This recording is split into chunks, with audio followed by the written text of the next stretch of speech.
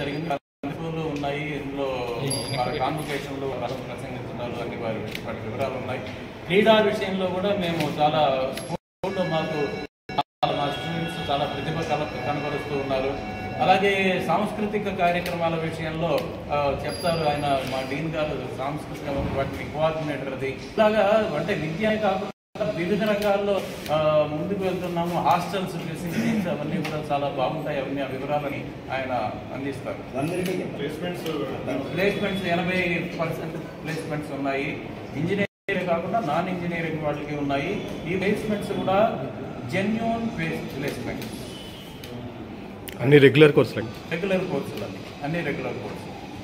PhD చేసేవాళ్ళకి అంటే ఆ వేద విద్యలో కానీ చూసి చదివి వాటిలో ఏముంది అనేది బయటికి చేసేటువంటి పరిస్థితులు కూడా లేని ఈ సందర్భంలో ఒక తాళపత్ర గ్రంథం ఎంత సైంటిఫిక్, దాని తాళపత్ర గ్రంథం వెనకాల ఎంత సైన్స్ ఉన్నది అనేటువంటి విషయాన్ని అదే ఒక పెద్ద పిహెచ్డీ అవుతుంది. దాంట్లో చాలా అంశాలు ఉన్నాయి. ఇప్పుడు అది సందర్భం కాదు. అది కనుక వీటిని రక్షించడం అనేటువంటి దాన్ని మేము తీసుకుని దీంట్లో అంటే తాళపత్ర గ్రంథాల్లో ఉన్న విషయం అంతా సంస్కృతము, తెలుగు అన్ని రకరకాలైన విషయాలు ఉంటాయి. వీటిని ఈ కంప్యూటర్ సైన్స్,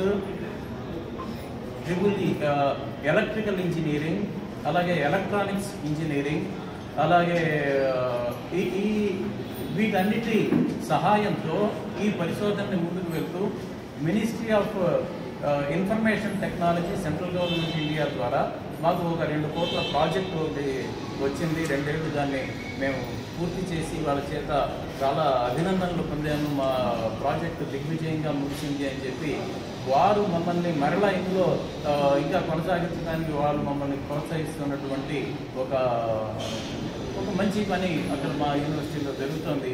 ఇలాగా ఈ ముఖ్య ఉద్దేశంతో అంటే ఈ విషయాన్ని మనము పేపర్ల ద్వారాను ఇంత విపులంగా భారతీయుల యొక్క గొప్పతనం అందరూ మనం తెలుసుకుంటే కానీ మిగిలిన దేశానికి, మిగిలిన ప్రపంచానికి మనం చాటలేము అనేటువంటి ఉద్దేశంతో భారతీయ ఋషుల పరంపరలో వారు మనకి అందించినటువంటి విజ్ఞానాన్ని కానీ, సంస్కారాన్ని కానీ, వినయ విధేయతలు కానీ ప్రస్తుతం ఉన్నటువంటి విద్యార్థి లోకానికి, జనరేషన్కి, యువశక్తికి కూడా వాటి గురించి పరిచయాన్ని చేసి వాటిలో వారికి మమకారము, వారికి అనురాగము ఏర్పడేట్లుగా చేసి వారి చేత ఆచరింపచేసినట్లయితే అది బంగారాన్ని అంటే ఆధునిక విద్య ద్వారా కలిగేటువంటి ప్రయోజనాలకి అంటే ఉన్నత పదవులు, తర్వాత రకరకాలైనటువంటి విద్యలో ముందుకు వెళ్ళేటువంటి పరిశోధనలు అటువంటి వాటికి తగినట్లుగా ఈ భారతీయ వారసత్వాన్ని కూడా వాటికి తోడ్పడిచినట్లయితే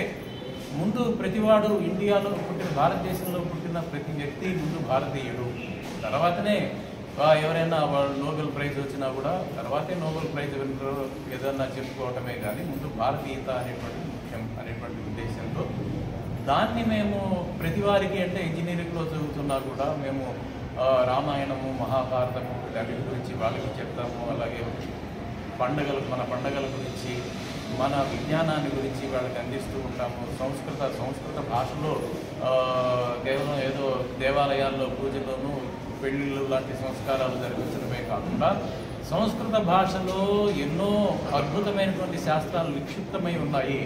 వాటన్నిటి గురించి కూడా పరిశోధనలు అక్కడ జరుగుతూ ఉంటాయి.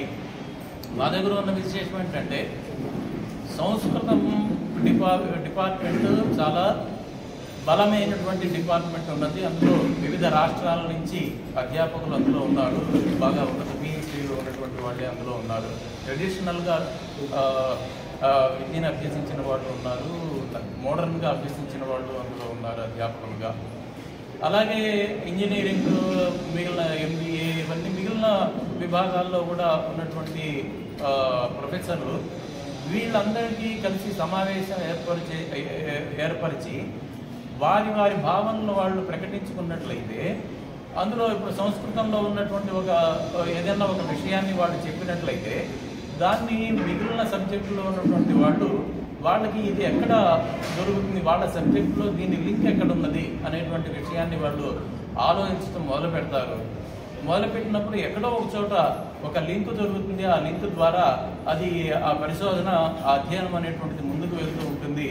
ఈ విధమైన పరిశోధనటువంటి విషయంలో మేము ఆల్రెడీ పిహెచ్డీలకి ఇంటర్డిసిప్లినరీ పిహెచ్డీలు అంటే మేనేజ్మెంట్, సంస్కృత ప్రాచీన గ్రంథాల్లో ఉన్న మేనేజ్మెంట్, అలాగే తర్వాత ఆర్థిక సంబంధమైనటువంటి విషయాలు, ఈ విధంగా రకరకాలైన అంశాలు, ప్రాచీన నవీనత, ఇప్పుడు గణిత ఎక్స్పర్ట్ ఒక ఆయన సంస్కృత గణితం అంటే లీలావతి గణితం, వీటికి వేద గణితం, వీటికి ప్రస్తుతం ఉన్న గణితానికి ఎలాగా మనం లింక్ కుదిర్చి దాని ద్వారా అంటే ప్రాచీన జ్ఞానం ద్వారా ఆధునికతకి ఎంత సులువుగా, ఎంత విపులంగా ఆ జ్ఞానాన్ని పెంపొందించవచ్చు అనేటువంటి విషయంలో నిరంతరం దాన్నే ప్రధానంగా తీసుకుని మేము కేవలం ఇంజనీరింగ్లో కేవలం ఏదో చెప్పడమే కాకుండా ఈ విధంగా మేము ఆలోచిస్తూ ముందుకెళ్తున్నాము. ప్రస్తుత భారతదేశంలో సెంట్రల్ గవర్నమెంట్ కూడా ఇండియన్ నాలెడ్జ్ సిస్టమ్ అనేటువంటి ఒక కొత్త పథకాన్ని రూపొందించింది. అంటే భారతీయతను చేకూర్చాలి దానికి అని చెప్పి ఆ విధంగా కూడా మేము మ్యాథమెటిక్స్ వాళ్ళందరికీ సంస్కృతంలో ఉన్నటువంటి తర్కశాస్త్రం అనేటువంటి దాన్ని వాళ్ళకి ఆ విద్యార్థులకు బోధిస్తూ ఉంటాము. దాని ద్వారా ఏంటంటే ఒక లాజిక్ అనేటువంటి ఇండియన్ లాజిక్ వాళ్ళకి చెప్పినట్లయితే మ్యాథమెటికల్ లాజిక్ ఏమిటి, ఎలాగ అప్లికబిలిటీ ఉంటుంది, అలాగే కంప్యూటర్ సైన్స్ వాళ్ళకి ఎలాగ అది ఆర్టిఫిషియల్ ఇంటెలిజెన్స్కి, న్యాచురల్ లాంగ్వేజ్ ప్రాసెసింగ్కి, వీటన్నిటికీ మన పాణిని గ్రామరు ఇవన్నీ ఎలాగా ఉపయోగపడతాయంటే కంప్యూటర్కి సంస్కృతమే చాలా అందుబాటులో, చాలా ప్రధానమైనటువంటి భాష, అనుగుణమైన భాష అనేటువంటిది ప్రస్తుత కంప్యూటర్ విజ్ఞానులందరూ తేల్చిన సందర్భంగా దానికి సంబంధించినట్లుగా ప్రస్తుతం ఉన్నటువంటి జనరేషన్ మీద దాన్ని తయారు చేస్తే వాళ్ళు అందులో పరిశోధన చేసి ఇంకా ముందుకెళ్తారు అనేటువంటి దాంతో ఇక్కడ మేము జరిపిస్తూ ఉన్నాము.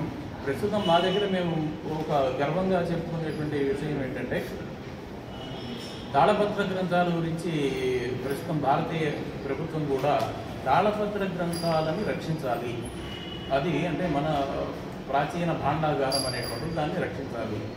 మేము సెంట్రల్ గవర్నమెంట్ ద్వారా మా యూనివర్సిటీ అంటే కాంచీపురం చుట్టుపక్కల ఉన్నటువంటి ఒక 10 జిల్లాల వరకు మేము తీసుకుని మా దగ్గర ఎన్ని తాళపత్ర గ్రంథాలు ఉన్నాయి, ఆ 10 జిల్లాల్లో ఎన్ని ఉన్నాయి అనేది మేము సర్వే చేస్తే దాంట్లో సుమారుగా 60,000 తాళపత్ర గ్రంథాల వివరాలు మాకు ఒకరైనా తెలియజేస్తాయి.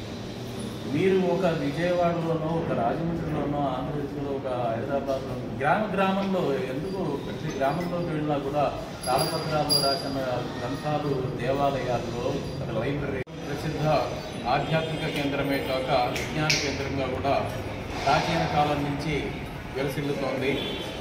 దానికి ఆ పూర్వశోభని అంటే పూర్వకాలంలో గుంటికాస్థానం అనే పేరుతో ఒక విశ్వవిద్యాలయం ఉండేదని కామకోటి పీఠాధిపతులు మహాస్వామి వారిగా ప్రసిద్ధి చెందినటువంటి శ్రీ చంద్రశేఖరేంద్ర సరస్వతి స్వామి వారు శిలాశాసనాల ద్వారా తెలుసుకుని మళ్ళీ ఆ వైభవాన్ని ఒక విశ్వవిద్యాలయాన్ని స్థాపించాలని ఆశించారు.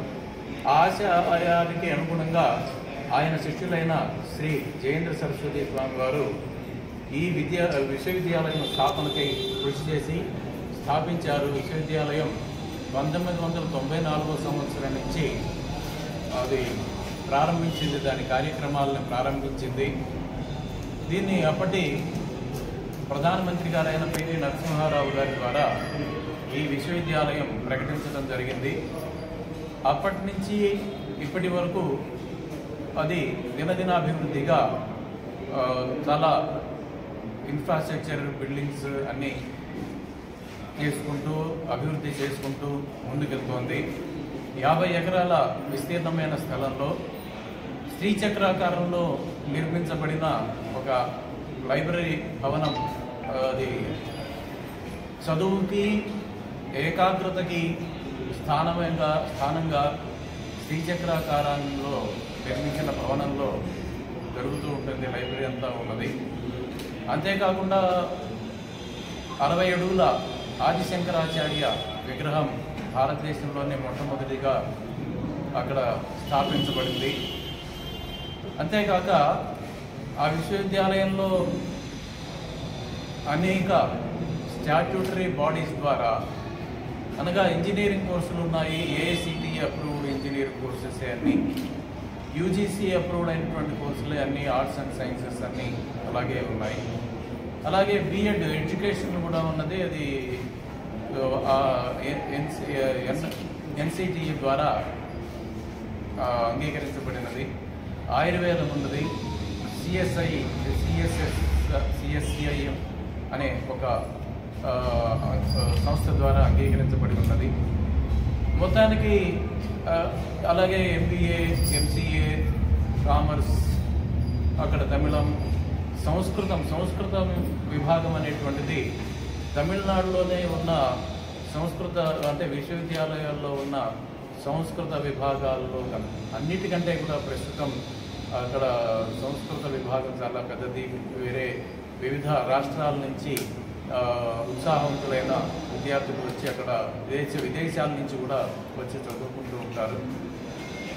ఇది UG to PhD ఈ అన్ని రంగాల్లో అంటే అనగా 37 కోర్సులు ఉన్నాయి ఇంతవరకు. ఇప్పుడు ఈ సంవత్సరం పారామెడికల్ విషయంలో కూడా 4 కోర్సులను మేము రేడియాలజీ మొదలైన 4 కోర్సులని ప్రారంభించాము.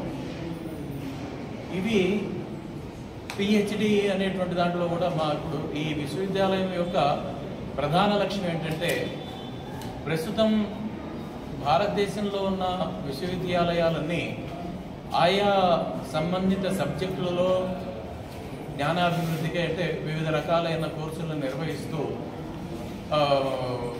వాటికి విద్యార్థులకి తోడ్పడుతున్నాయి.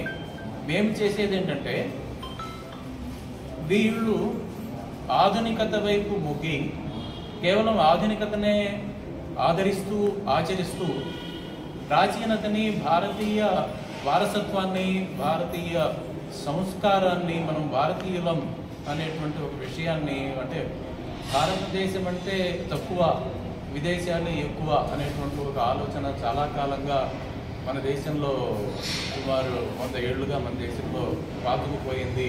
అది అందరికీ తెలిసినటువంటి విషయమే. ముందు మనం ఈ